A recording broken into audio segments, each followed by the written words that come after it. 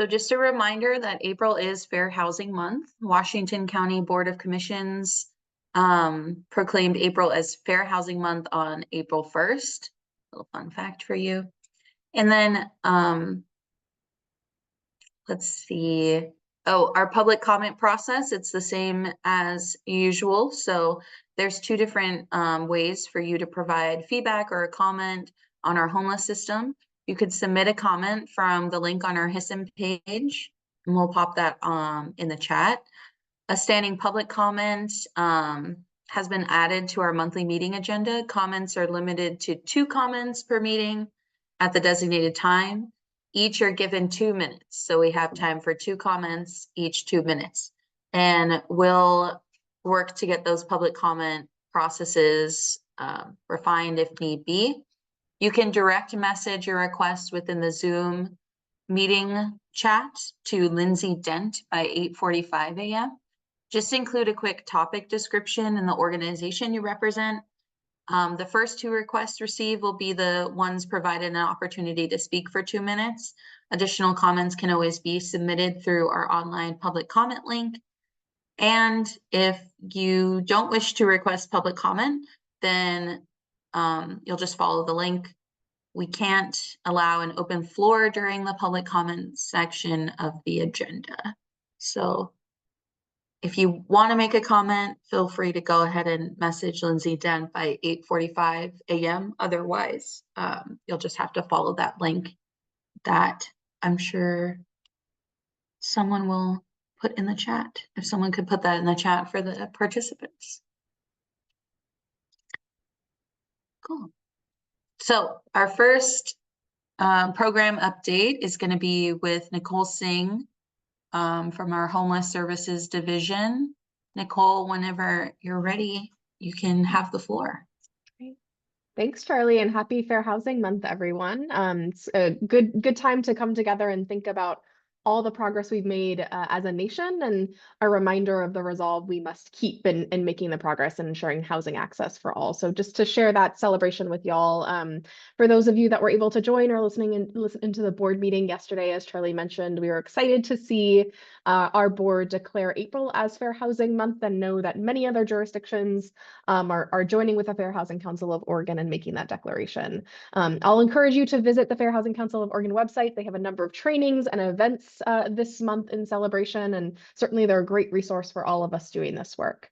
But without further ado, I'll dive right into updates. I think the number one thing we've talked about in this group has revolved around the homeless services budget for the Washington County. I have a few quick updates and a commitment of more to come. The first update, it was in DC last week talking with the federal delegation about these important federal programs and the investments and resources we rely on here in Washington County. I'm happy to report back that despite the noise in DC, our federal delegation remains committed to our programs, including the Emergency Solutions Grant, the Community Development Block Grant, and of course, all of the incredible vouchers that are delivered by public housing authorities across the nation, including Washington County. So Section 8, our Housing Choice Voucher, is another top priority for our delegation. And there's also some steady news in terms of funding for this fiscal year. Congress passed a continuing resolution, which essentially means that our funding levels will remain flat for this current fiscal year. So it's good news. There were some concerns about cuts coming forward. We're not seeing cuts to those programs, though. I do want to uplift the temporary program that was put in place by the American Rescue Plan Act, the Emergency Housing Voucher Program. The HUD has confirmed with us that program will be sunsetting. We have a little under 80 households that are currently on that program in Washington County, and we're working closely to see how we can get them slated into affordable housing or on other voucher wait lists, so they don't lose that resource. So more to come there. We're lucky in Washco that we have a smaller amount of folks that were on that program. We knew it was a temporary program all along. It's just ending sooner than we anticipated. So if you're hearing about the Emergency Housing Voucher Program, if you're hearing folks with questions, I would encourage you to reach out to Housing Services at Washington County or or.gov and direct folks there. We'll be communicating with folks when we know more about what that timeline looks like and what that program looks like. But again, would encourage folks, if you know of someone, one of the 80 households on that program, to reach out and to work directly with the county. um, better news on the funding front is at the state level. This last week, the Oregon legislature heard the governor's recommended budgets on housing through the Oregon Housing and Community Services budget. I'm going to put a link in the chat here for that has testimony on that bill. We in Washington County showed up strong. There was a number of letters of support from Washington County organizations, from the county itself, our Solutions Council, our Housing Advisory Council, also submitted testimony in support of the governor's recommended budget. We're hearing really good and positive things about the likelihood of those investments coming through. So while there's concerns at the federal level about funding, I want to emphasize and uplift state funding is likely to come through, which is very good. We built our base budget on that for next fiscal year. So it's important that we see those resources come through, and we're hearing good indications. It was a good conversation and presentation with the committee last week. So would encourage you to look through that. Sometimes it's exciting to see all the support for housing that is existing throughout the state. And then on the supportive housing services front, many of you know we've been navigating about a 15% revenue reduction with that program. We're working closely with executive directors of our contracted organizations to share more about what next fiscal year will look like. I don't have much to share at this meeting, but in the May meeting, we'll have a deeper level of updates about what fiscal year 25-26 looks like. And as a reminder, that starts July 1st. So we'll be sure to come back with updates prior to July 1st to make sure you all know the status of that. But I do have some good news to share there. We had requested from the Tri-County Planning Body the release of Regional Investment Fund reserves. So essentially these reserves we've had to hold, we asked for permission to use that as to support our transition and the adjustment to the 15% revenue reduction.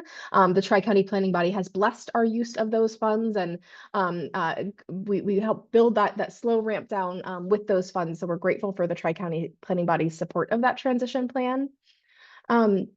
And one more thing just to uplift on that, we're going back to the Tri-County Planning Body this month to clarify the vote, but the policy direction from them was clear. They support using Regional Investment Fund carryover to help our system transition downward, and we're really grateful to see that ask come forward. So I know that this is something that the HSSN has been following closely.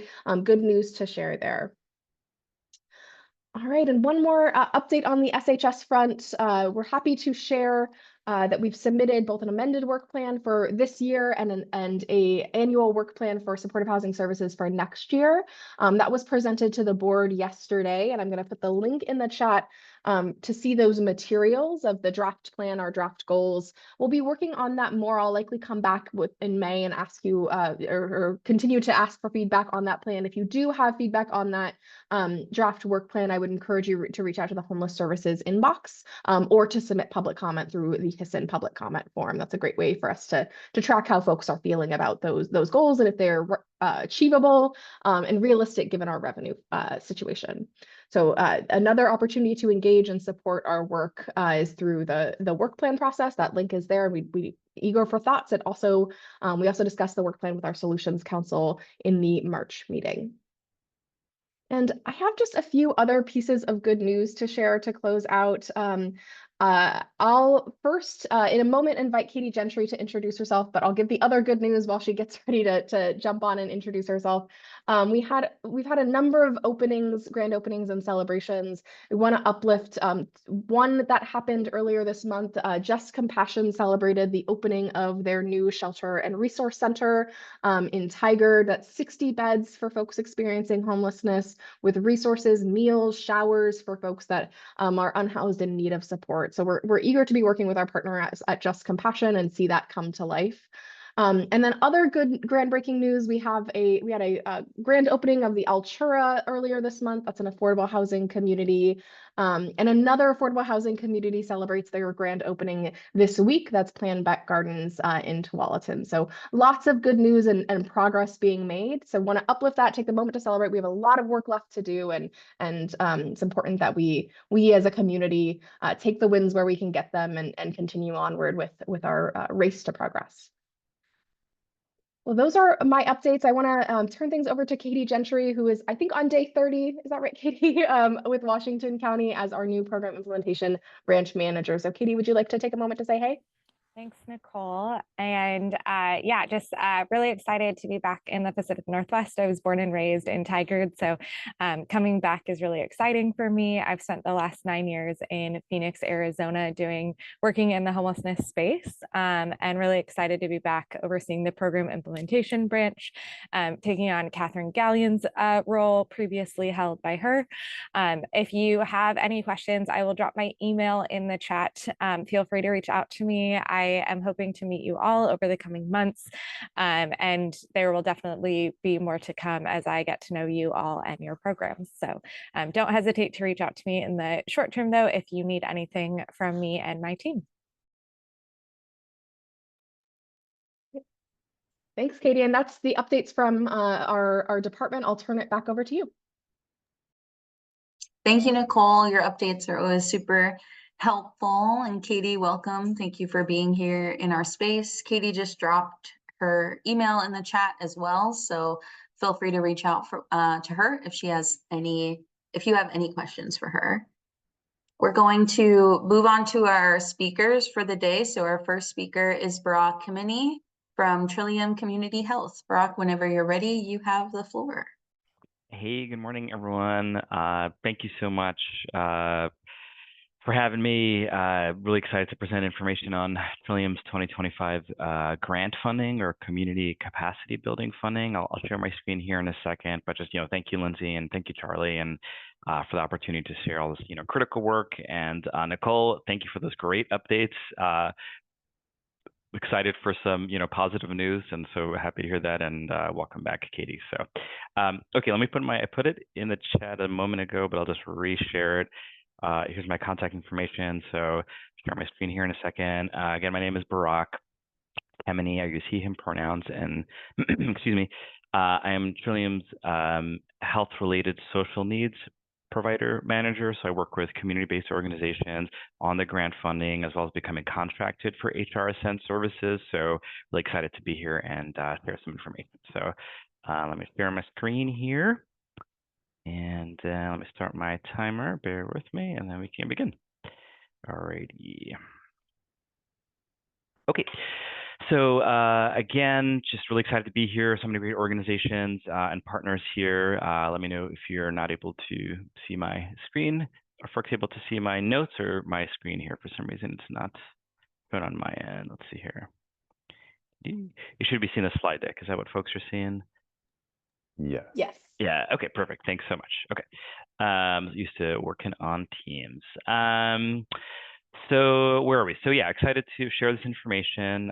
Today we're going to kind of go over what HRSN benefits are for those who might not know, and then also talk about what CCBF funding is and how that can expand folks' work on the organizations here. Just a few housekeeping rules. Definitely stay engaged. There's a lot of valuable information on the slides today, so I encourage you to take some notes. If you have any questions, feel free to put those in the chat. I think Lindsay and Carly will be able to help kind of compile them. We'll have a Q&A afterwards. If you can remember to be on mute, that's helpful. And if you have any questions or need any assistance, please reach out to me. I'm happy to kind of work with you and partner with you. And kind of a quick overview of today, again, talk about health-related social needs, what they are, how they affect OHP members, understanding CCBF, what's the purpose of it, eligibility, allowability, funding priorities for Trillium, what the application process looks like, timelines, requirements, evaluation, and then kind of next steps. And so by the end of today's session, the goal is for you to feel confident and prepare to apply for this grant funding. And thank you again for kind of joining and your commitment to serving Oregon's most vulnerable communities. Before we begin, I'm going to put a few questions in the chat here as well. This can kind of maybe help guide our questions today. So you don't have to kind of answer these, but there's something to think about as we go through the agenda. Maybe these questions kind of will hopefully help everyone kind of reflect on your current process and your workflow, and maybe identify opportunities and understand how CCBF grant funding can support your mission. So I put a few questions in there. I won't read them out, but take a look here. So let's begin. Okay, Again, our team structure, we have our senior director, Dominique, our program manager, Lauren, and then myself as engagement manager. We talked a little bit about the agenda a few minutes ago. And so let's talk about what we are here to talk about today. So essentially, Oregon Social Needs Overview, Oregon has a 1115 waiver or 1115 waiver, and so that expands Medicaid benefits to cover non-medical needs that impact health outcomes, as we know. Those include housing support, so rental assistance, housing transitions, services for home modifications, as well as nutrition services, so medically tailored meals, pantry stocking, as well as a fruit and vegetable prescription, which is coming up later in the year, climate-related support, providing air conditioners and kind of medical fridges, power supplies, as well as outreach and engagement, which probably a lot of organizations do here, which is, connecting members to those needed services. And those are the kind of basic outlines of what HRSN services look like. A little bit more detail, there's that slide for you. As far as who is eligible, so pardon me, that criteria is set by OHA, and the criteria is pretty narrow and very specific, and then the CCOs kind of determine eligibility, and when CBOs are working with shared members, they kind of figure that part out. That's part of the outreach and engagement process. So essentially, members need to be part of OHP, so Oregon Health Plan. They need to have CCOA or CCOB, and those are the medical benefits. They need to belong to a covered HRSN population, and then also meet one clinical or social factor, as well as additional criteria for each HRN service. So for example, they need housing, medically tailored meals, or whatever that is. So an example of that, or kind of covered services or populations, would be, for example, maybe a youth who has been involved in the welfare system, as well as maybe having a, let's say, complex behavioral or medical condition as well. So those factors kind of combined make the member eligible. And then kind of looking at on the provider side or the CBO side, the service provider qualification. So, unlike medical doctors, this HRN service provider is a new type of provider, and it helps support OHP members based on the services we were just talking about. And these providers need to have specific qualifications, which we'll get into, need to be contracted with CCOs or open card, and are really just critical to ensuring that OHP members have access to these services. All right, so general requirements here look like the following. Organizations are contracted with CCOs or open card to deliver HRSN services.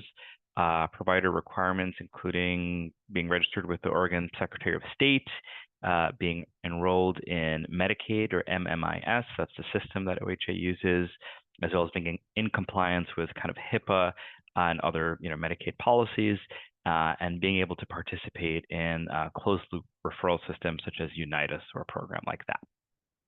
And kind of more specific requirements for each housing provider or each, HRSN support provider go into a lot more detail, but essentially those kind of look like the following. So if you're a housing provider or become contracted for that, you need to have the ability to process vendor payments and collect W-9s and provide home modifications.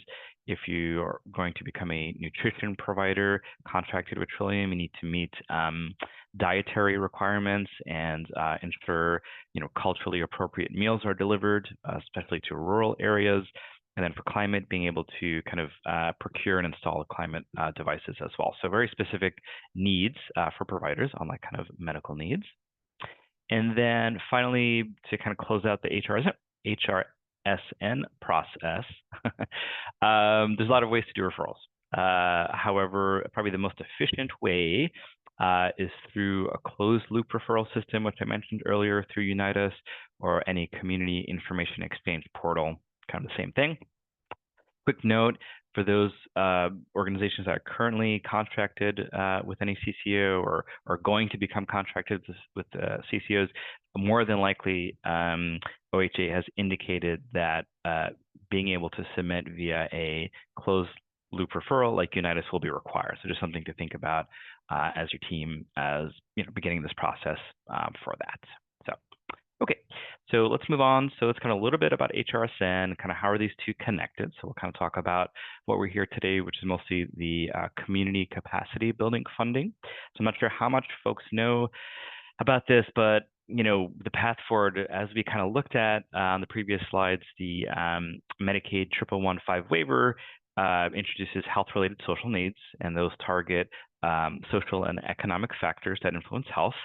And complementing that initiative, the state has allocated $119 million in community capacity building funds to empower organizations like yours and to empower community-based organizations to address these critical social needs. And so kind of your organization's role is to apply for the CCBF funding that can help expand your services, expand capacity, and to provide housing support, nutrition support, and outreach, as well as strengthen community impact directly to address social determinants of health.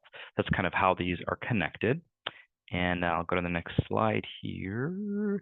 So kind of, as I was mentioning before, the kind of relationship between HRSN, which is those 4 benefits I was talking about: outreach and engagement, housing, climate, and nutrition, and then the CCBF grants kind of complement together or work together to provide additional services. So for our counties, let me go down here. Okay, here's an overview of Trillium's service provider needs and kind of what that money can be used for, or the allowable uses.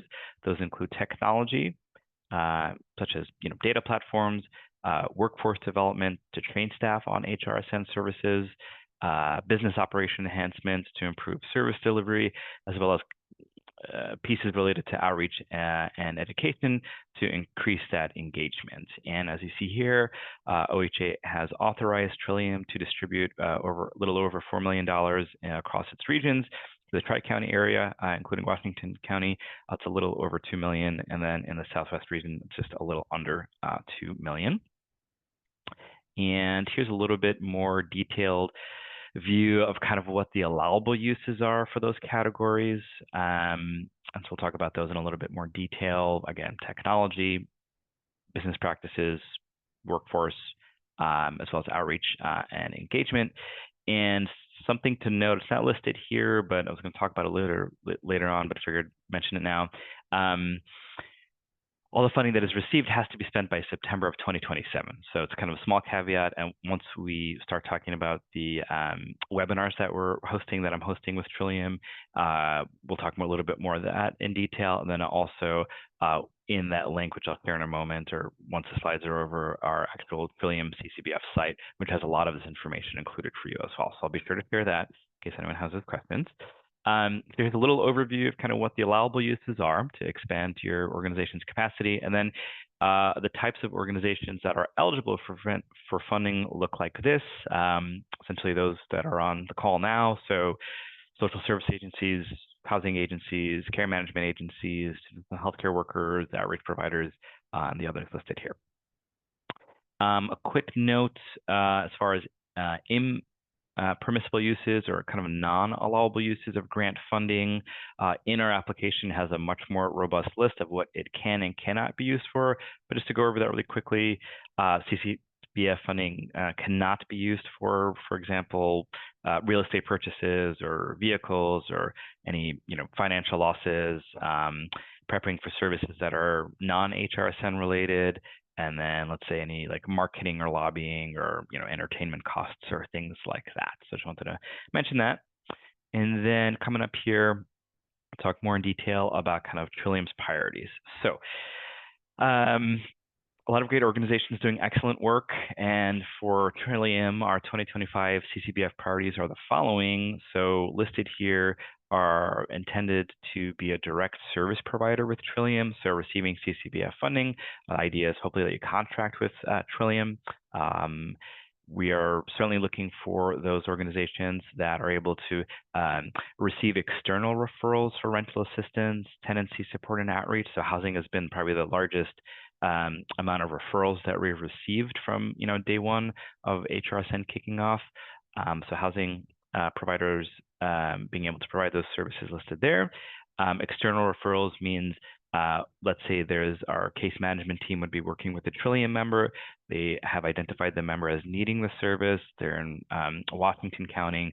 So being able to kind of take those referrals via the Unite Us system and on your end and be able to kind of do the next part, providing services for members. So that's what an external referral looks like. Other priorities include definitely being in Multnomah County, Washington County, as well as Lane County, Reedsport, Harrisburg, the ability to serve culturally specific populations is listed there, as well as if you're an organization that has not received funding before CCBF, and then also meet language needs for members as well. Okay, coming up here on our next slide. So hopefully we'll go through the Trillium application process and kind of answer questions. I'm excited about that. But hopefully kind of what you've seen now, what I put in the chat earlier about those questions prompting you to maybe think about, hey, how can our organization benefit or use CCBF funding is coming a little bit more clear. And then now that you've had some more information, maybe there's some different questions to think about. So if you're going to apply, which I strongly encourage you to do, what does your staff need to effectively implement HRSN programs? How can your organization engage community members in planning and the implementation of these services funded by CCBF?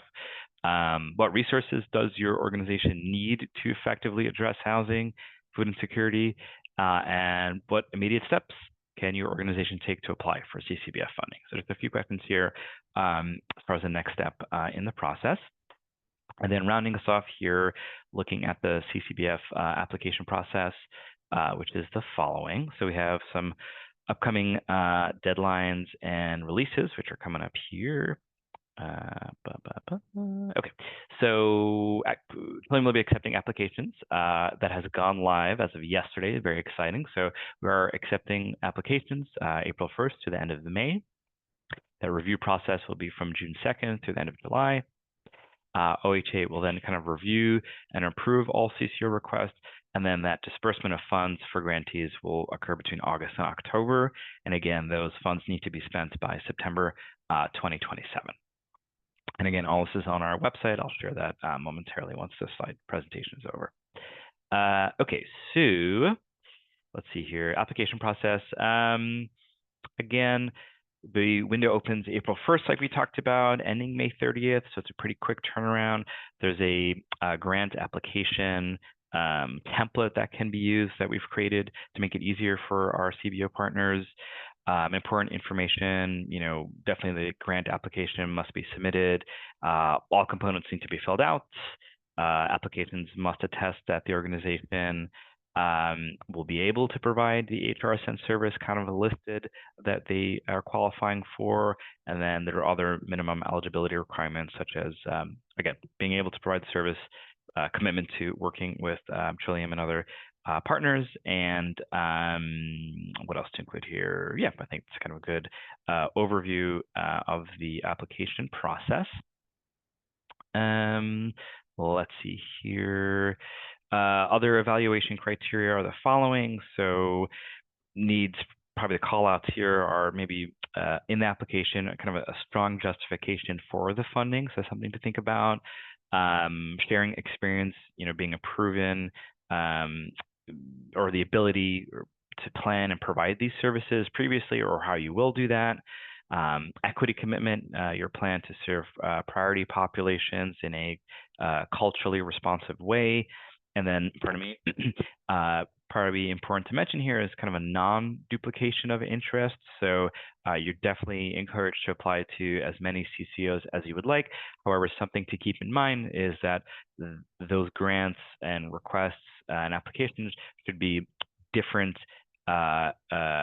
for each CCO. For example, if you're applying for staffing needs, those roles need to be used for different priorities. So maybe a CCO that you're applying for in Washington County would be for housing members specifically for Trillium, and then for another CCO that would be for let's say nutrition services or whatever that breakup is, but it can't be obviously the same grant that you're submitting to multiple CCOs.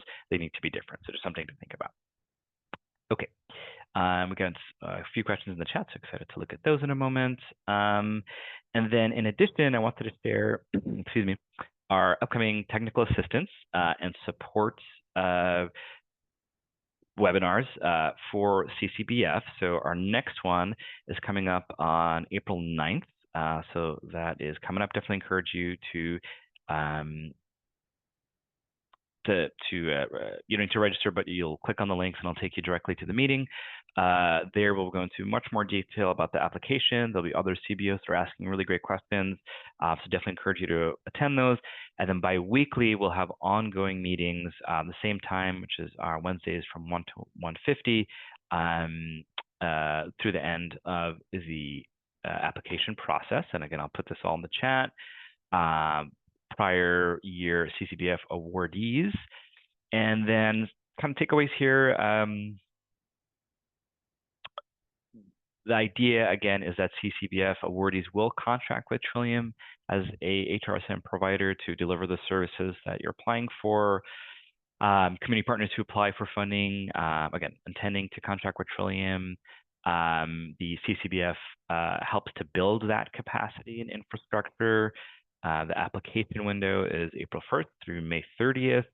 And the reason this is so important and crucial is that it will help the well-being of our community, and that really hinges on proactive measures, one of those being applying for CCBF funding. And we urge you to seize the opportunity to amplify your impact and take action in this crucial need here in our state.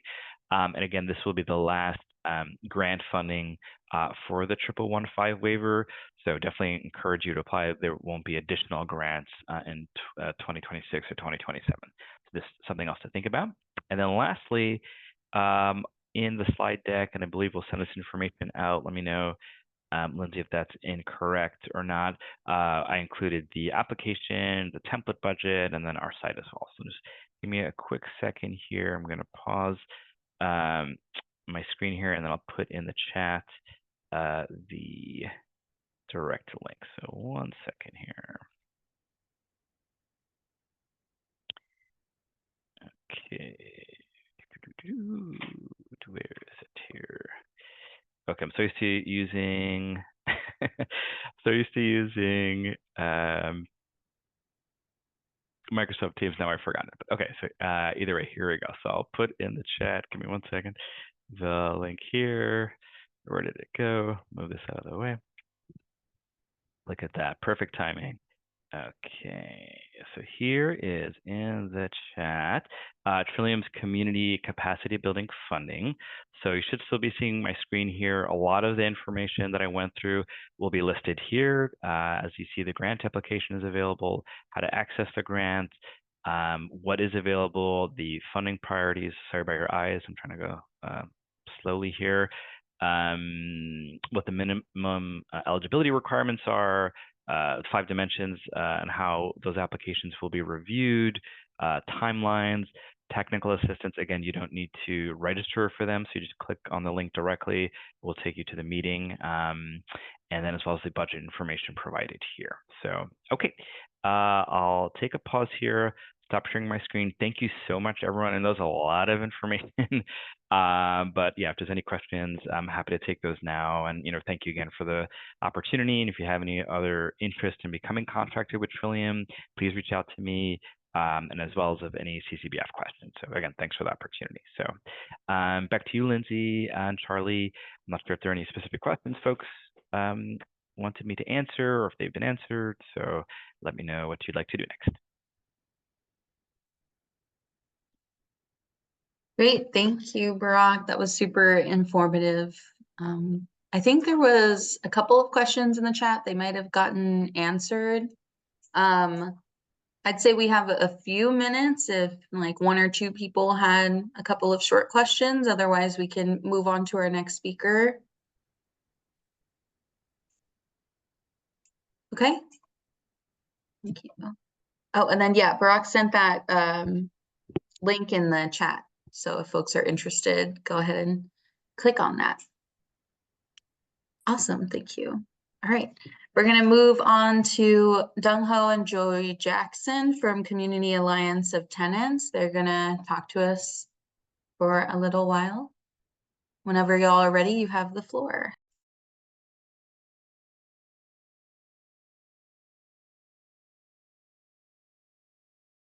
Hey, Don, think looks you're like you're on muted.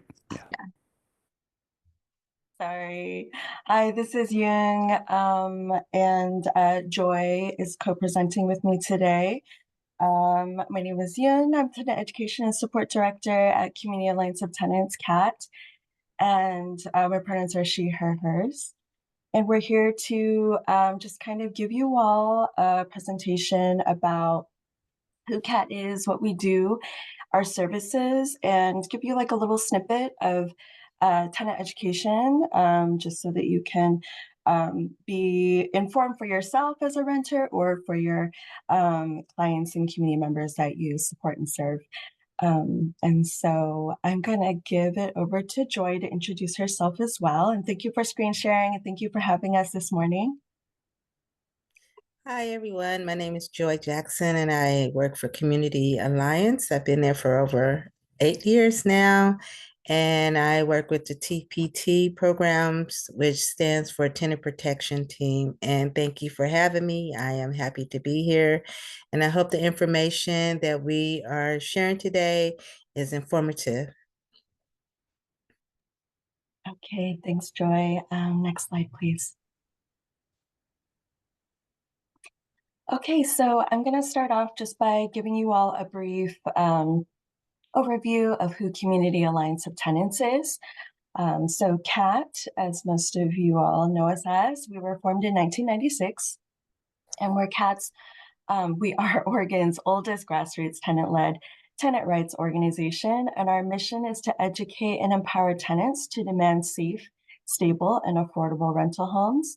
And we do this by kind of like a interwoven approach, which includes education, organizing, and advocacy to achieve tenant power statewide.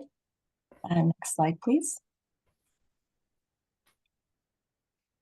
And I just wanted to share a little bit of our Renters' Rights Hotline. I think most people know Community Alliance of Tenants through our hotline. And so this is a free hotline for folks across the state. We do have some prioritized areas, which are the Portland surrounding counties, so Washington County, Multnomah County, Clackamas County. And then also we serve Southern Oregon, Central Oregon, and Mid-Valley. We are a warm line, so that means that people can call in, but they're not going to get somebody just picking up the line right away. They're going to leave a voicemail. And then a specialist is going to give them a call back during our callback hours. So our callback hours are on Mondays, Wednesdays, Fridays, and Saturdays, 1 to 5, and Tuesday evenings, 5 p.m. to 8 p.m. And we also have membership. So membership is, it can be paid membership, which is just $10 for the whole year, or it can also be a working membership, which is, you know, just volunteering 2 hours of your time. Or if you're attending one of our workshops or presentations, that is also contributing your time as well. So the CAT members live line is when folks can call in if they're a member and get a live person pick up the call. And so that happens on Tuesday evening, 6 p.m. to 7 p.m. and also Saturday, 1 p.m. to 2 p.m. Next slide, please. What is Tenant Protection Team, TPT? Partners with immigrants and refugee community organizations, IRCO, ERCO, and Asian Pacific American Network of Oregon, Apino, and Self-Enhancement, which is SEI. We work directly with tenants to provide information and suggestions on how to protect tenants' rights. We help renters advocate for themselves. We also help with letter writing assistance to their landlords. We refer qualified tenants to free legal assistance if needed. And the lawyer that we work with is Troy Pickard at portlanddefender.com. Also, you can contact me at CAT or Pacific or SEI. My phone number is 503-288-3.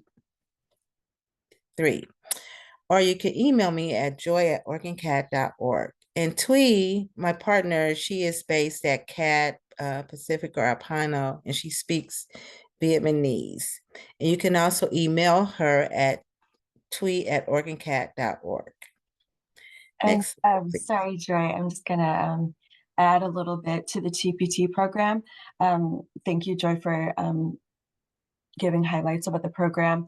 Both Joy and Twee focus on the Portland area for TPT referrals, but also we do have this free legal assistance for tenants across the state. So it's not, you know, restricted to a particular region. It's just that both Joy and Twee focus mostly on the Portland area, but you can contact them both to learn more about the TPT program and legal assistance. Renters' right documents. So documentation helps in many ways. It increases your credibility, it holds the landlord accountable, and it also shows your efforts to communicate with the landlord. The most important action you can take is to protect your rights through documentation. It helps to keep documentation. You can also like take pictures or do a video of the issue you might be having, such as mold.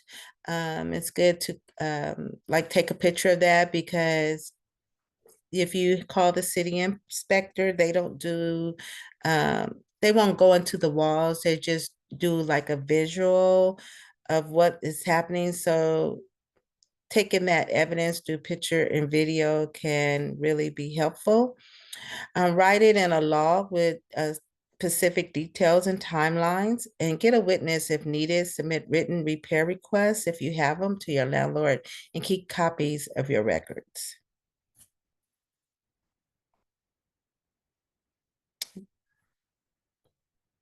Okay, I can take on this slide. Thanks, Joy. So we wanted to let you all know that information is right at everyone's fingertips online. So we encourage everybody to find more information about their rights as a tenant by visiting our website, and that's oregoncat.org, and navigate to the Know Your Rights page. Information is available in both English and Spanish.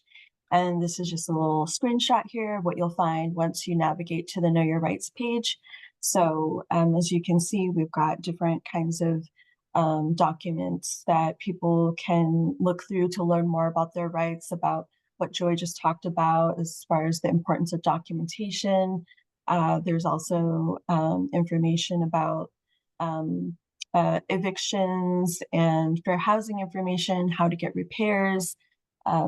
And so that's, I'll put it in the chat as well, but oregoncat.org, where you can find more information about your rights as a renter. And then, so as you can tell, we're, you know, just giving you all some very brief overview about tenant rights, and we provide presentations throughout the community and can dive deeper, and can also provide customized presentations for the community that you're serving. So if our particular community that you work with wants more information about, you know, how do they protect their rights against fair housing discrimination, or, you know, how do they get through the screening process because they have, you know, some information that from their credit history, their criminal history, you know, how can they overcome some of those barriers? We can provide those kinds of customized presentations. And so getting right back to it, this is about repairs. So tips on how to ask for repairs. It's, as Joy had mentioned, it's really important to include information in writing. So if somebody needs to ask for a repair, they're going to want to document it in writing. They could do it by email. And if they live in a city that has a city inspections program, then that is usually free, and they can call in and ask for a city inspector to come out to do an inspection of their home. Usually inspectors can do both internal and external inspection of the home, and they'll write up any building code violations that they see. And so that's a really helpful tool to hold the landlord accountable for any repairs that they're neglecting to make. And then in addition to that, regardless if a tenant decides to call a city inspector, if they have access to that, they can, in writing, ask for reduced rental value. So that's where, let's say there is, they have 1.5 bathroom and one of the main bathroom isn't working, they can ask for reduced rental value because they haven't had access to the other bathroom. So there's a lack of services, and especially when it's a lack of essential services.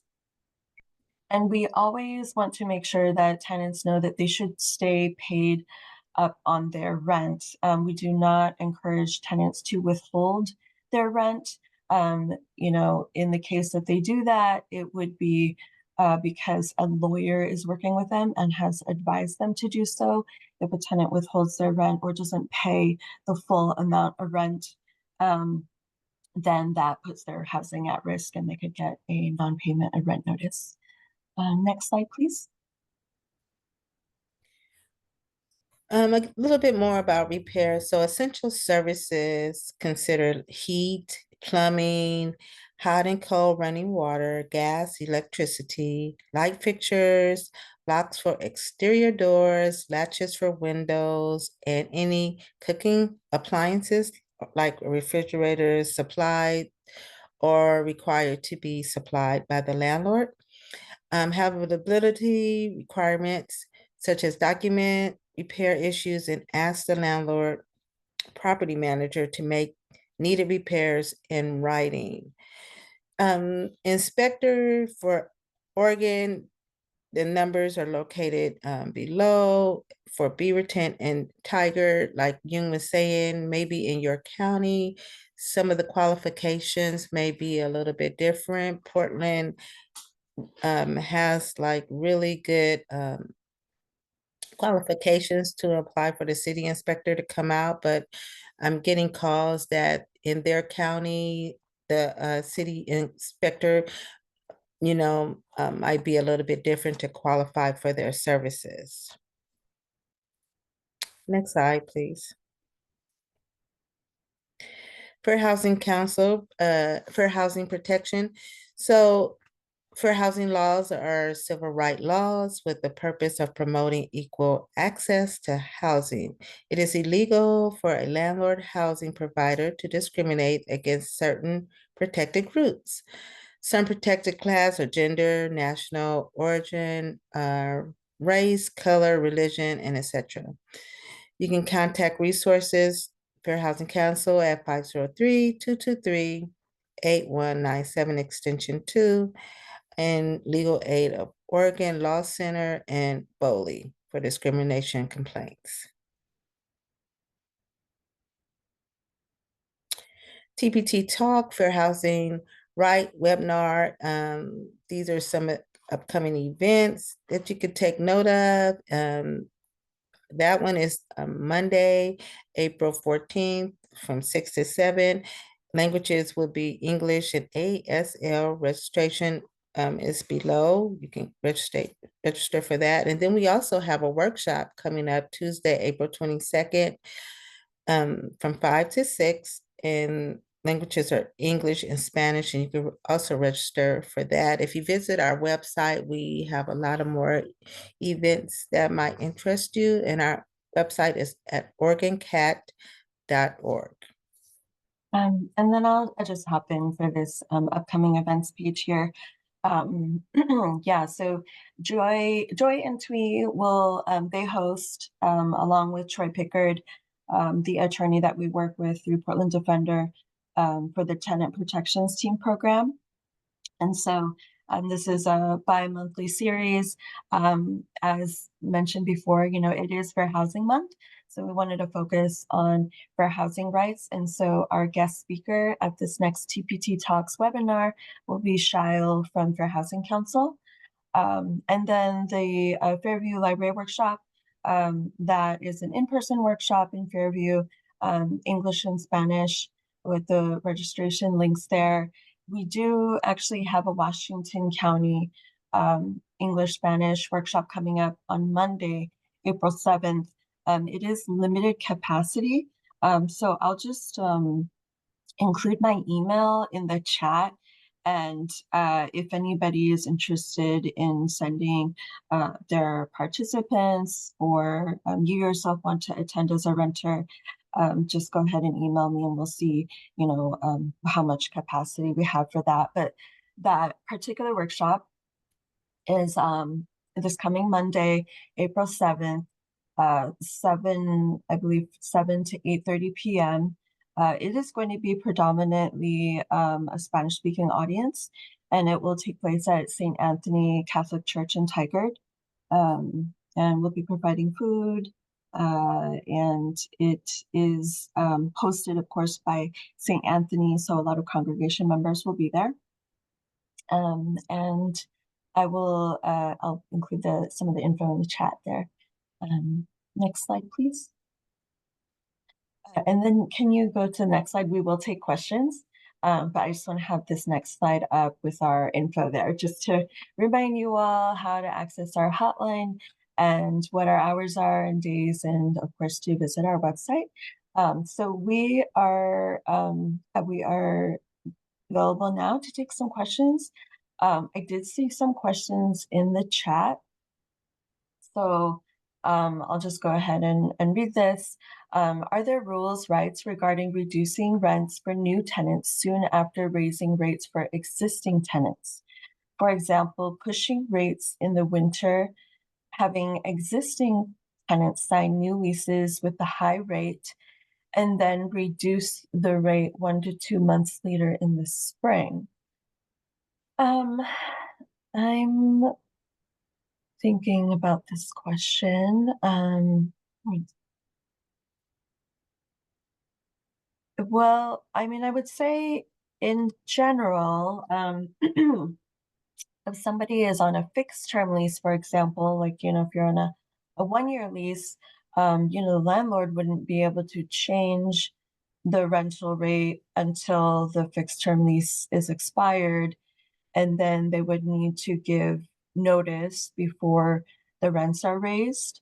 And so, if folks are on a fixed term lease, the rent hopefully will not be fluctuating much at all. And then of course there's limitations to how much that rent can be raised. And then I'm not sure if I completely addressed that question, but there's another question in the chat as well. Can reduced rental value be used during construction projects that limit access, used to interior or exterior parts of the apartment? Joy, do you want to try to answer that, and then I can add? Sure. So, yes, reduced value rental can be used because you went into a housing with a agreement to pay full amount of rent for amenities and essential services. So if you're not able to use all of those services, like your stove or your shower, or things that you agree to come into the unit to use, then you can write the landlord a letter and asking him, hey, can you reduce my rental because I'm not able to use all the amenities and essential services that I was promised.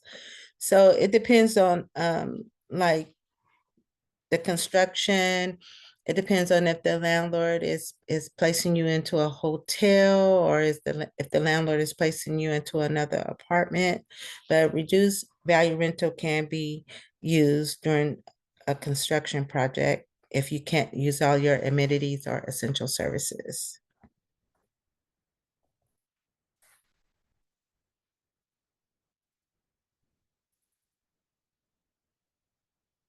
Again, it's putting her contact information into the chat.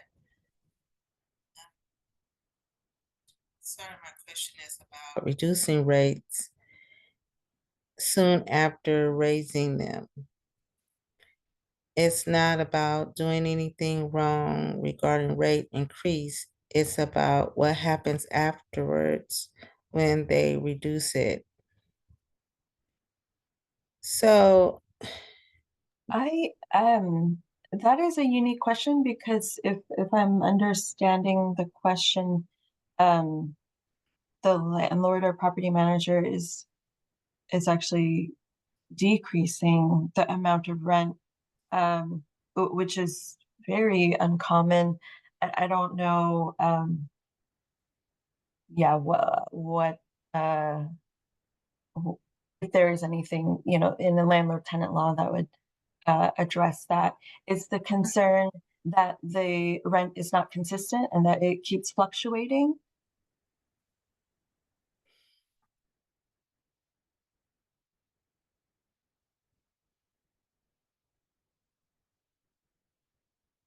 Yeah, Young looks like Liz responded in the chat saying, yeah, it's weird and concerning. Seems like price gouging. well, there are laws about increase of rent and price gouging. So if we're not attorneys, but if you wanted to talk to a attorney about it, our agency will pay for free consultation. That's what the TPT program is about. So if you contacted me, I can do a referral to Troy Pickard, and he can tell you what the law actually says about increase of rent and price gouging, if that is what the landlord is doing, and then you can have like some legal advice around this question.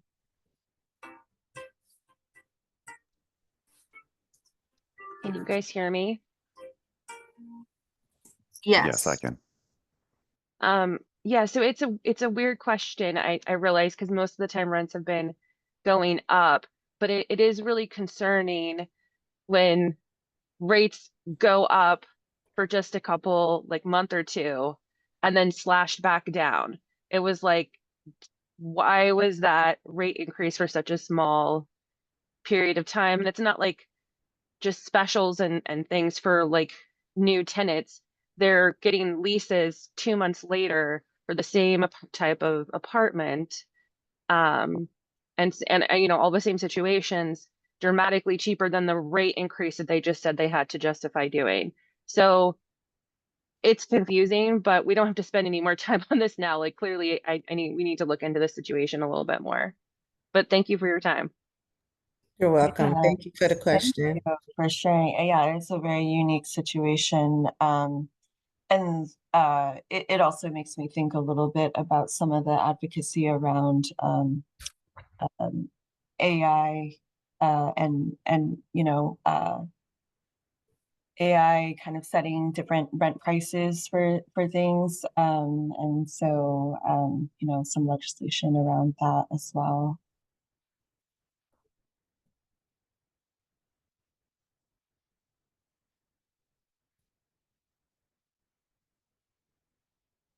Are there any more questions?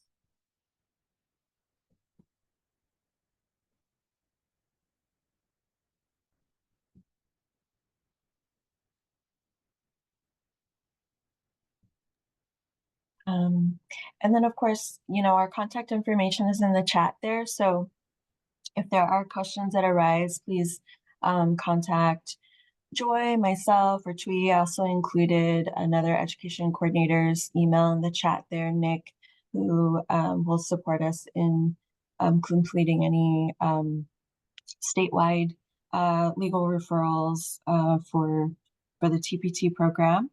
And check out our website for more information. And hopefully our website will also be updated with all of the upcoming events that we just shared with you all.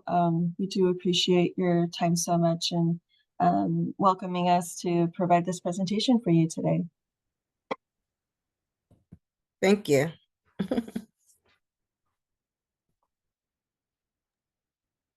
Thank you so much. That was super informative. I hope everybody takes advantage of these classes. A lot of us work with people and ourselves are just purposefully, systemically ignorant about this stuff. So thank you for offering all that good knowledge. We're gonna move ahead. It looks like there were no public comment submissions. So we'll just go ahead and move into general business. So first we have Michael McLeod with Strategic Initiatives, NOFO, and Project Updates. Michael, whenever you're ready. Yeah, hello everyone. My name is Mike McLeod. I'm a strategic project specialist in the Homeless Services Division at Washington County. I just would like a minute or two of your time. I just have an exciting project update for you all. Some of you may know, but Washington County has partnered with the city of Hillsborough to bring a year-round shelter to the city of Hillsborough. The project broke ground earlier this year. It's making really, really good progress. It is going to be a 76-bed facility, and it is expected to be complete towards the end of the year. I think we're anticipating a January opening right now, but we are finally at the point in the project where the county is seeking a shelter operator for the site. So as of yesterday, the county has launched the Hillsborough Shelter Operator RFP. This is through the county's OpenGov portal. The solicitation is going to be open for a little more than 4 weeks. I think it's about 33 or 34 more days.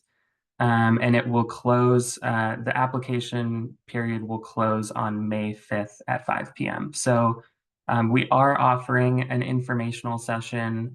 We are going to do a pre-proposal conference next week on Wednesday, the 9th. And we highly encourage anyone interested in applying to attend that. It will also be recorded, so if for some reason you cannot, that's totally okay. We will post that on the OpenGov portal when we are done. I'm happy to answer any questions about the project. I'm also going to share a couple links, one for the solicitation on OpenGov, and another one from the City of Hillsborough's website, which is discusses the project and has a lot more information and talks about the design and things like that. So if there are no questions, that's all the time I needed. Otherwise, you can also ping me on the side and I can answer anything I can. Given that this is an open solicitation, I might have to direct you to OpenGov to put that question into the portal where then everyone can see that question and answer. But otherwise, I really appreciate the time and we're just really excited that this project is moving along. So thank you. Thank you, Mike. Next, we're going to have Eva Polly, who's going to be talking to us about community development update. Eva, whenever you're ready. Hi, yeah, thank you. My name is Eva Polly, and I am a housing and community development specialist in the Washington County Office of Community Development. We currently are in our public comment period for our draft consolidated plan. So that's our 5-year plan for how we're planning on spending our community development block grant, home investment partnerships, and emergency solutions grant funding. So this morning at 10 a.m. we have our first public hearing for that. And there's also a public hearing that will be on April 24th. You can provide public comment during either of those hearings or in writing, and I will put additional information in the chat. Thanks so much. Great. Thank you, Eva. Okay. And then last we have Kim Marshall or Chelsea Blair talking to us about Solutions Council update whenever y'all are ready.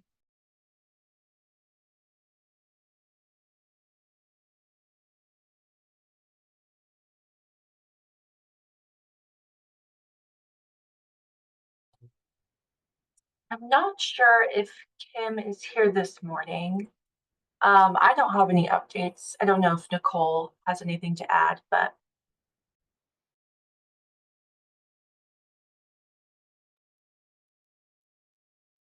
Okay. Sounds good.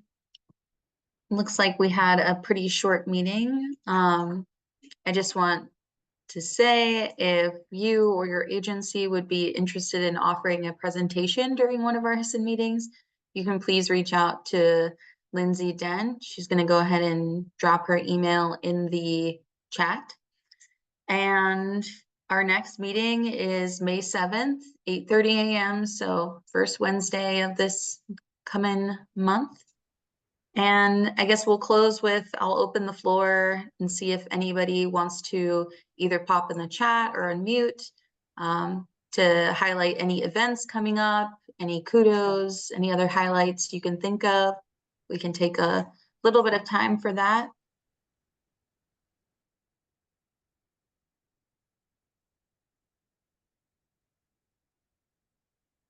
Thanks, Charlie. I did want to just do a shameless plug, if nobody has any other announcements, to really encourage folks to consider if you have an agenda topic or you want to highlight your agency, maybe you're going through a special event that's coming up, or you have resource needs or any other networking. I think this space offers really great value to learning what our colleagues across the community are really up to. So please feel encouraged to reach out to me if you do want to use this space to share the incredible work you all are doing.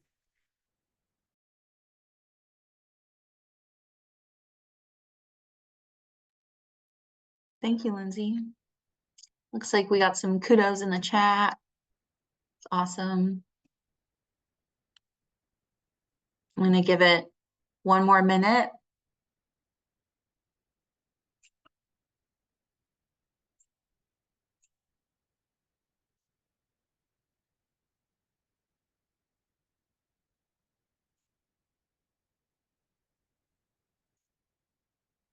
Okay. Well, we can go ahead and adjourn the meeting. Thank you all for coming here today, and I hope I get to see you again next month. Have a good Wednesday and the rest of your week. Bye, everybody. Bye, thank you.